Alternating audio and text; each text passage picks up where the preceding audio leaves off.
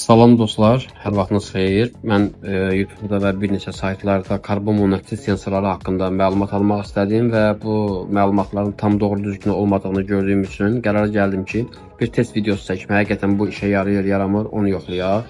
Əlimdə gördüyümüz Opax karbon monoksid sensoru da 3 ədəd bateriyka ilə işləyir. 1.5'lik A seriyalı bateriyka, bildiyimiz adi sağda gedən bateriykalardandır. Gördüğünüz kimi 000 ppm göstərir. ppm isə havanın miqdarının milyonda biri deməkdir. Milyonda 300, yəni 300 ppm karbon monoksid qazı artıq ölümcül və çox təhlükəli qaz deməkdir. Bunu yoxlayaq, test edək.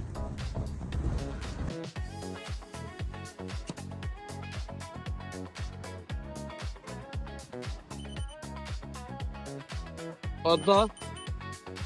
Все, adadır. 130, 230. Karbon miqdarına bax.